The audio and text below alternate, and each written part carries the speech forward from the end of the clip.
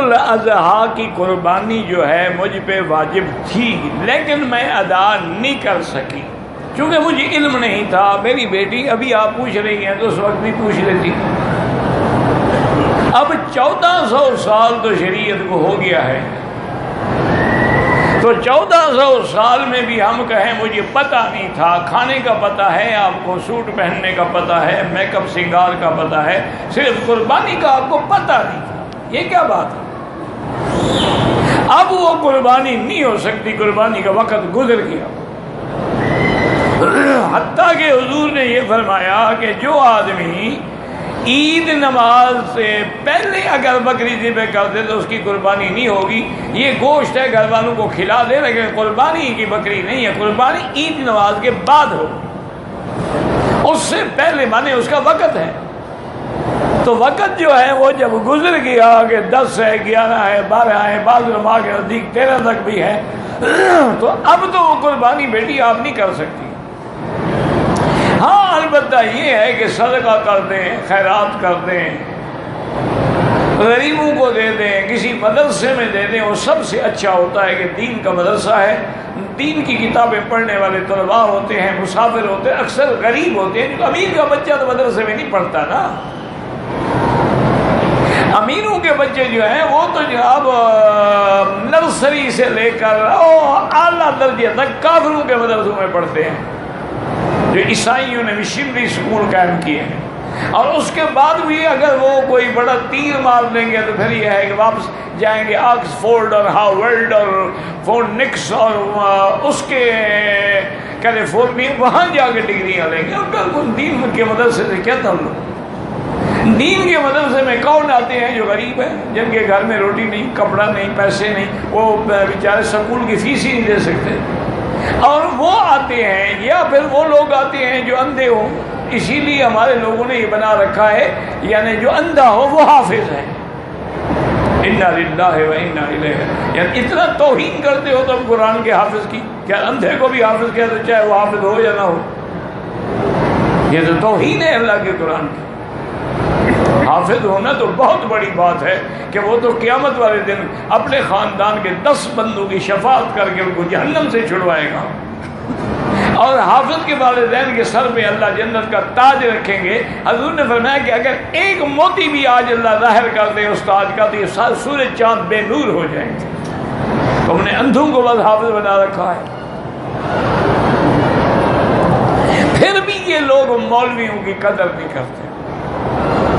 بھئی تمہارے کالجوں نے ڈاکٹر بھی بنائے، تمہارے کالجوں نے انجینئر بھی بنائے، تمہارے کالجوں نے کرکٹر بھی بنائے، تمہارے کالجوں نے فلم سٹار بھی بنائے، شوبز کی لڑکیاں بھی بنائیں، یہ تو ہمارے مدارس کی مہربانی ہے کہ تم نے لولے لنگڑے اندھے دیے اور ہم نے عالم بنا کے دنیا میں بھیجے، جن کا فیض پوری دنیا کو پہنچا۔ تو بہرحال اب یہ ہے کہ صدقہ کر سکتی ہو، قربانی کا کوئی کفارہ نہیں، وہ تو وقت ہی گزر گیا ہے۔ ضرورت کیوں نہیں؟ صدقہ ہر وقت ہوتا ہے، اللہ کے راستے میں ضرورت کا کیا معنی ہے؟ وَمَا تُنْفِقُوا مِنْ شَيْءٍ، جو تم خیرات کرتے ہو اللہ اس کا فوراً بدلہ بھی دیتے ہیں۔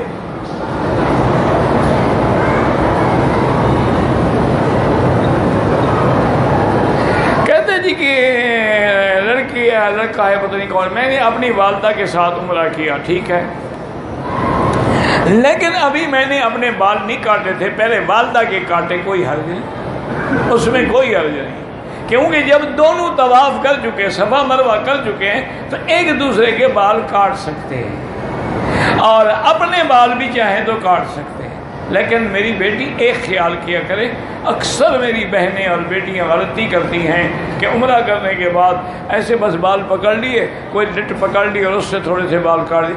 بالکل آپ احرام سے نہیں نکلتی ہیں، آپ احرام میں رہتی ہیں، سارے بال اکٹھے کر کے لے جاؤ، جہاں تمہارے بالوں کی انتہا ہو وہاں ایک پول کے برابر سارے بال کاٹو تاکہ ان کے سرے کٹ جائیں۔ یہ معنی ہوتا ہے بال کا، یہ معنی تھوڑا کیوں کر دیا او جی میں نے بال کاٹ لیے، میں نے بس ایسے پکڑ کے کاٹ لیے تھے، اس سے آپ کا احرام نہیں کھلتا ہے، گویا کہ آپ احرام میں رہتی ہیں، اور جتنا گناہ کریں گی وہ احرام میں ہوگا۔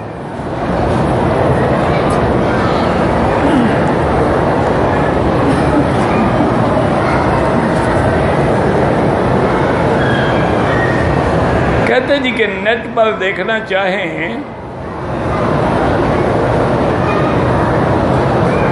کہتے جی کہ آپ کی ویب سائٹ کا مجھے خود پتہ نہیں، میں آپ کو کیا بتاؤں ویب سائٹ میرا کیا نمبر ہے، مجھے پتہ نہیں ہے۔ تو بہرحال آپ نے پوچھنا ہے تو یہ بھائی جو بیچارے روز محنت کرتے ہیں ان سے پوچھیں، ان کو تو ضرور پتہ ہوگا، مجھے نہیں پتہ اللہ حقیقت بات جو ہے۔ اور کسی عالم کا بھی مجھے میں نے سنا یہ ہے کہ ایک آپ کے ملک میں چینل ہے، اس کا نام ہے میسج، اس پر تمام علماء کے وہ پروگرام دیتے رہتے ہیں۔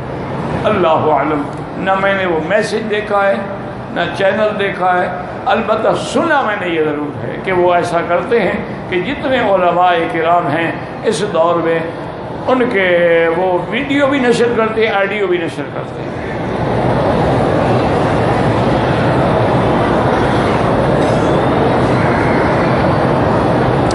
عورت نے مثلاً بچہ پیدا ہوا، اس کے بعد میری بیٹی جب خون بند ہو جائے، چاہے 2 دن کے بعد بند ہو جائے، 3 دن کے بعد، آپ پاک ہو گئی ہیں، غسل کریں، نماز بھی پڑھیں، سب کچھ کریں۔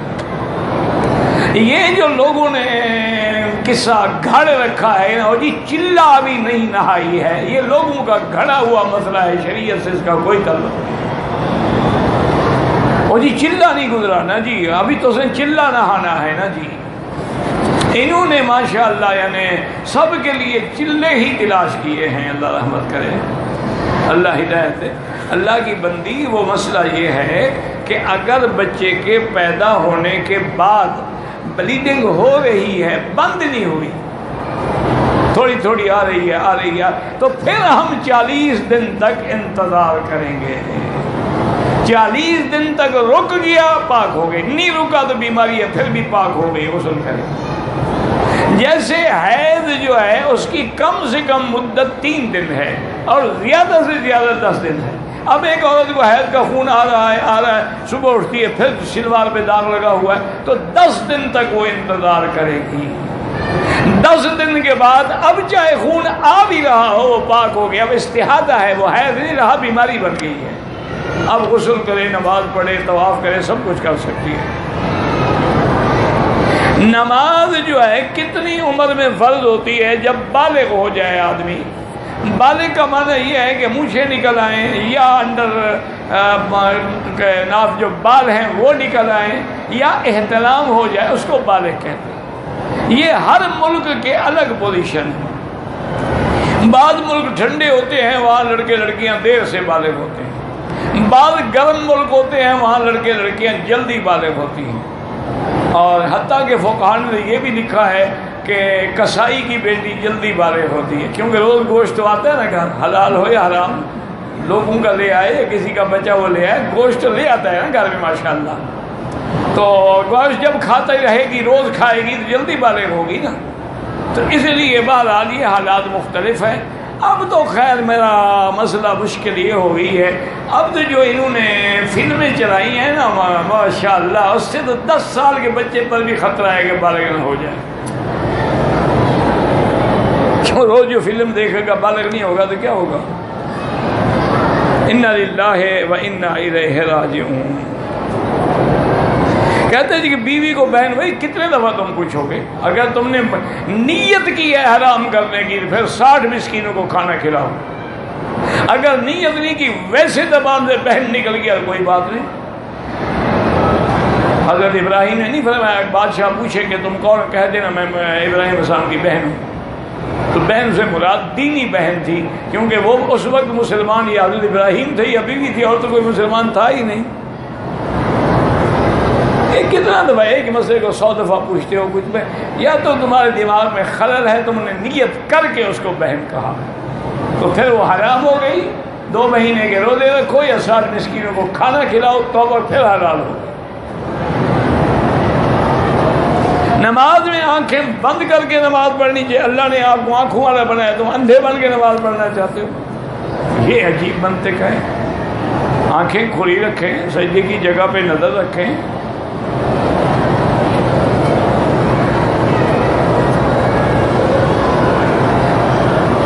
اگر لڑکی پردہ کرنا چاہتی ہے، اس کی ماں اس کو روکنا چاہتی ہے، تو ایسی ماں کو بھی چھوڑ دے، لیکن شریعت کا حکم نہ چھوڑے۔ اس نے کلمہ محمد مصطفیٰ کا پڑھا ہے، ماں کا نہیں پڑھا ہے۔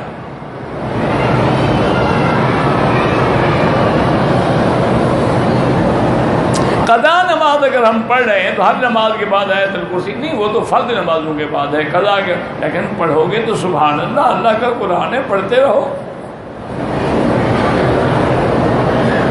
آیت الکرسی پڑھتے ہوئے سر پہ ہاتھ رکھنے کی کوئی ضرورت نہیں، وہ تو ان کو علماء بتاتے ہیں جن کا حافظہ کمزور ہے، دماغ کمزور ہے، کہ سر پہ ہاتھ رکھ کے یا قوی یا متین، اللہ کے نام ہے، یا قوی یا متین، یا قوی، ارے پڑھے تو انشاءاللہ حافظہ ٹھیک ہو جائے گا۔ اللہ کے نام ہے، للہ الاسماء الحسنی۔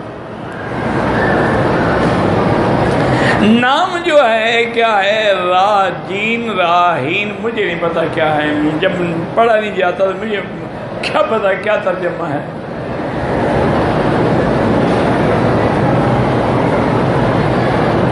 بہرحال اگر انٹرنیٹ پہ آپ دعا سن رہے ہیں کسی عالم کی تو آپ آمین کہتے رہیں، کوئی بات نہیں، آپ بھی دعا مانگتے رہیں، شریک ہو جائیں دعا میں۔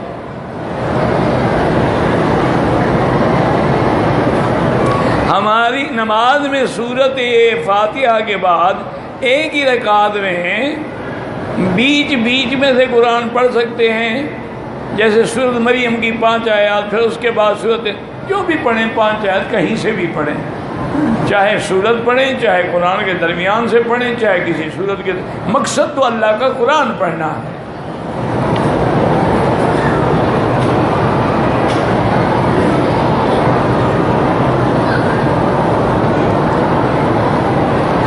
جی کہ اسرائیل نے بیت المقدس پہ قبضہ کر رکھا ہے، اتنے مسلمان ہیں اور ابھی بھی ان کو نہیں چھڑا سکتے۔ تم اپنے گھر کو جھوٹ بولنے سے چھڑا سکتے ہو، اپنی اولاد کو گناہ کرنے سے چھڑا سکتے، جب اپنے گھر کو ہم نہیں ٹھیک کر سکتے تو وہاں اسرائیل سے لڑنے کا ہو جائے گا۔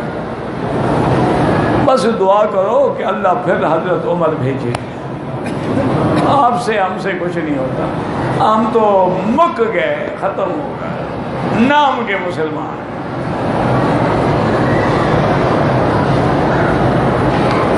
یہ ان کا مقام تھا کہ روم کو فتح کرنے کے بعد بیٹھے ہیں تو حضرت عمر رضی اللہ تعالیٰ عنہ کو ایک رومی جنرل قید تھے، وہ بھی خیمے میں بیٹھے تھے، تو انہوں نے کہا کہ میں نے حضرت خالد بن ولید کو، انہوں نے کہا کہ میں نے خالد آپ جیسا بہترین جنگجو کمانڈر نہیں دیکھا، تو میں چونکہ خود بہادر آدمی ہوں، مجھے بہادروں سے بڑی محبت ہے، ایک خیال رکھنا کہ ہماری قوم کے جو بڑے بڑے لوگ ہیں ان کے پاس ایک خاص زہر ہوتا ہے، سائنائڈ، جس کا آج تک کوئی ذائقے کا پتہ بھی نہیں کر سکا، اتنا صحیح اور اثردار ہے کہ چکھ کے بتانے کے، چکھا تو مر گیا، بتائے کون۔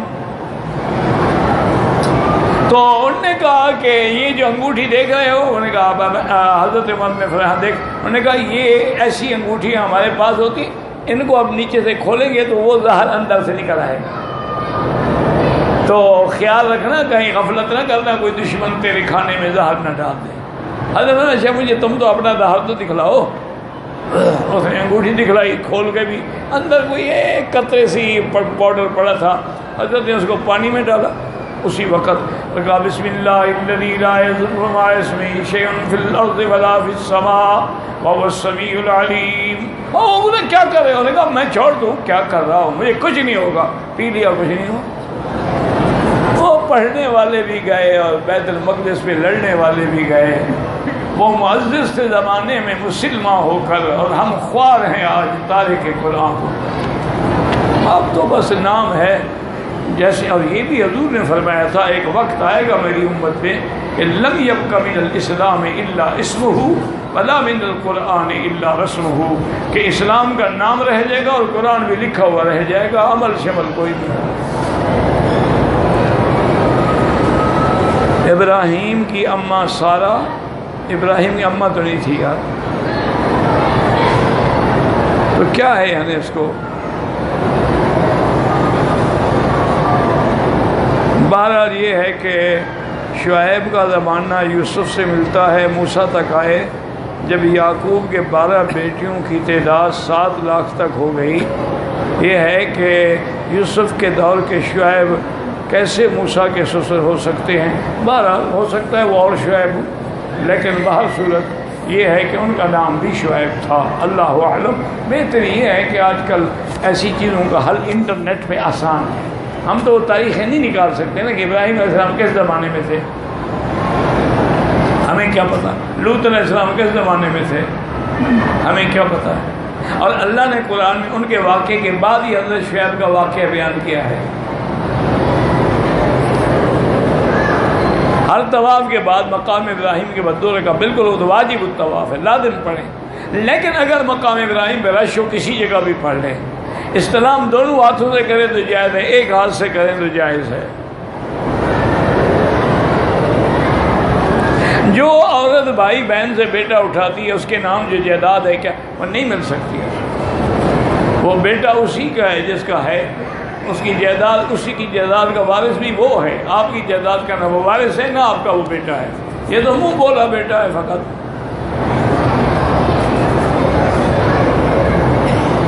میں 1 ماہ سے مکے میں مقیم ہوں، کام بھی مل گیا ہے، لیکن دل بے چین رہتا ہے۔ اللہ کا ذکر کرو، الا بذکر اللہ تطمئن القلوب، اللہ کے ذکر میں دلوں کا سکون ہے۔ اللہ سے 2 رکعت پڑھ کے دعا مانگا کرو اور قرآن پڑھا کرو، ذکر کیا کرو، انشاءاللہ سکون ہو جائے گا۔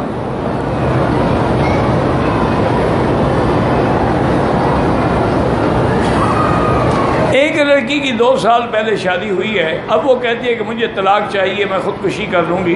بہرحال تحقیق کریں، اگر وہ نہیں رہنا چاہتی تو خلو کر لے، اور خاوند بھی چاہیے ایسی لڑکی کو دفع کرے جو نہیں چاہتی، جو مرنے کے لیے تیار ہے لیکن تیرے ساتھ رہنے کے لیے تیار نہیں، یا اس کو راضی کرو، یا طلاق اسی لیے اللہ نے رکھی ہے نا کہ نہ مل سکے تو جان چھوڑو۔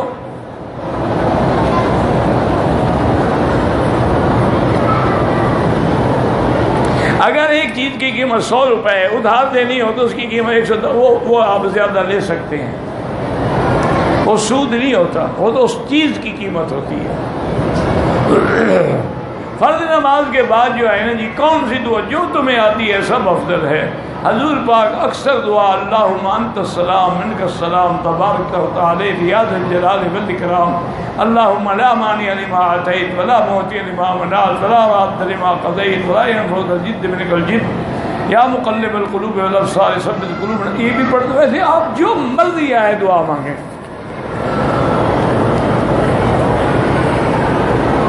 میں رابغ میں رہتا ہوں نوکری کے لیے، پتہ نہیں مکہ شہر میں ہے، کیا میں حرم میں آ سکتا ہوں؟ نوکری کے لیے آ سکتے ہیں، طواف بھی کر سکتے ہیں۔ اگر ظہر کی 4 رکعت سنت مؤکدہ میں پڑھ رہا تھا، جماعت کھڑی ہو گئی تو ٹھیک ہے، آپ 2 رکعت پہ سلام پھیر کے جماعت میں مل جائیں، اور جماعت کے بعد پھر وہ 2 رکعت دوبارہ پڑھ لیں۔ غائبانہ جنازہ جو ہے وہ شوافی اور حنابلہ کے نزدیک تو جائز ہے، امام ابو حنیفہ کے نزدیک نہیں ہے، رحمۃ اللہ علیہم اجمعین۔ بار بار عمرہ کرنا اچھا ہے، باہر اچھا ہے، کسی کی مدد کرو، یہ عمرہ بھی تو مدد ہے نا۔ عمرے پہ جب آئیں گے، گاڑی پہ بیٹھیں گے، ہوٹل میں ٹھہریں گے، مدد نہیں ہو رہی، یہ بھی تو مدد کر رہے ہیں نا۔ بہرحال بار بار عمرہ کرنا جو ہے وہ گناہوں کو اور غریبی کو مٹا دیتا ہے۔ صحابہ یہاں رہتے کہاں تھے کہ بار بار عمرہ کرے؟ وہ تو ہجرت کر کے مکہ مدینے چلے گئے، یہاں تو کوئی صحابہ نہیں تھے، یہ آپ کو کس نے کہا ہے؟ اور پھر مدینے میں بھی کوئی نہیں رہے، سب جہاد پہ چلے گئے۔ مکے مدینے میں تو 10,000 صحابہ کی تاریخ ملتی ہے فوت ہونے کی، لاکھوں صحابہ باقی ساری دنیا میں پھیلے، اسلام پھیلاتے گئے، جاتے گئے جاتے گئے، جہاں جس کے مقدر میں شہادت تھی نصیب ہو گئی۔ حضور نے بھی ایک حج کیا، پھر ہم نے مانا یہ ہے کہ ہم 2 حج نہ کریں، یہ بس لوگوں کی الٹ سوچ ہے۔ جب عمرہ شرعاً جائز ہے، آپ 1000 کریں یا نہ کریں،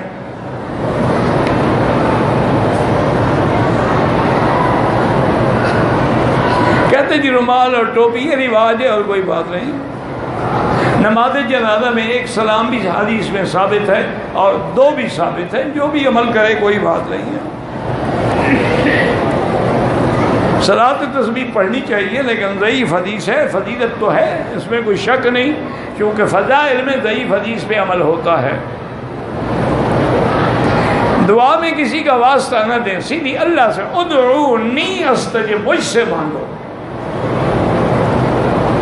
قرآن مجید کا واسطہ بالکل نہیں، جب اللہ کے نبی نے قرآن کہتے ہیں کہ مجھ سے مانگو، اور حضور نے جو دعا سکھائی ہے حاجیوں کو کیا ہے، ربنا آتنا فی الدنیا حسنۃ وفی الآخرۃ حسنۃ وقنا عذاب النار۔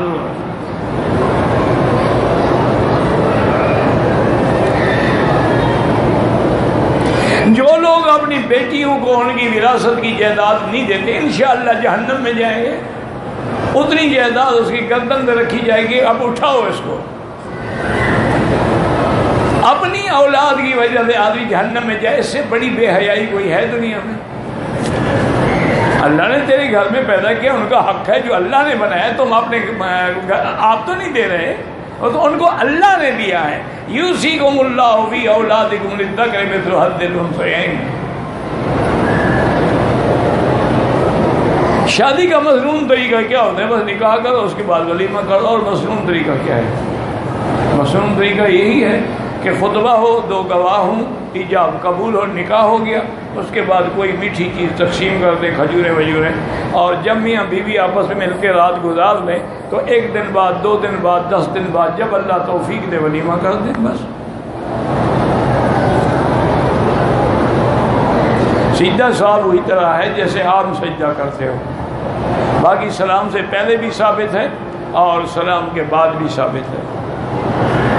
نماز استخارہ 2 رکعت پڑھ کے استخارے کی دعا 3 دفعہ پڑھیں، اگر ایک دن میں اطمینان نہ ہو پھر دوسرے دن کریں، پھر تیسرے، حتیٰ کہ 7 دن تک استخارہ کرتے رہیں۔ جب دل ایک طرف جم جائے تو وہ کام کرنا، خواب دیکھنا ضروری نہیں ہوتا۔ کہتے ہیں کہ اپنی بیوی سے آدمی جب ملے تو سارے کپڑے اتارے، تم جانو بیوی جانے۔ اگر کسی نے بیوی کے پستان چوسے اور دودھ پی لیا، ماشاء اچھی بات ہے کہ گھر میں 2 فائدے ہو گئے، ایک تو بیوی ہو گئی، ایک بکری بھی ہو گئی کہ جب ضرورت پڑی دودھ نکال لیا، کچھ رکھ بھی لیا کرو دوستوں کو پلانے کے لیے۔ انا للہ و انا الیہ۔ نکاح تو نہیں ٹوٹتا لیکن ہے بڑی لعنت کی بات، نکاح نہیں ٹوٹتا۔ نکاح تو جب چھوٹے بچہ 2 سال کا دودھ پیے تو پھر وہ بیٹا بنتا ہے۔ آپ تو ماشاءاللہ شوہر بن گئے، اب بیٹے تو نہیں بن سکتے۔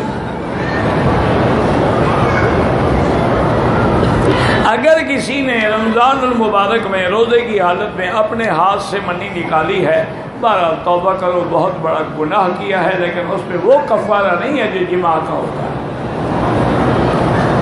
انا للہ و انا، ایسی بری عادت ہے نا جی، رمضان میں بھی نہیں چھوٹتی انسان سے۔ 100 ریال ملے ہیں، صدقہ خیرات کر دو، غریبوں کو دے دو، خود غریب ہو تو کھا لو۔ میری والدہ بیمار، اللہ ہر بیمار کو شفا عطا فرما۔ ہر عمرے کے بعد سر پہ اس طرح پھروانا پڑے گا، چاہے بال ہوں یا نہ ہوں۔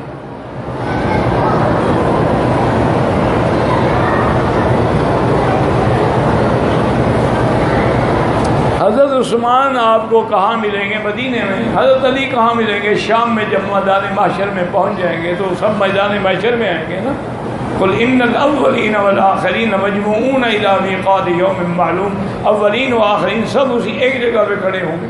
یہ تو چونکہ مدینے میں ہیں تو حضور کے ساتھ جائیں گے نا، ورنہ تو ساری دنیا جائے گی میدان محشر میں، اولین و آخرین جمع ہوں گے۔ واللہ اعلم۔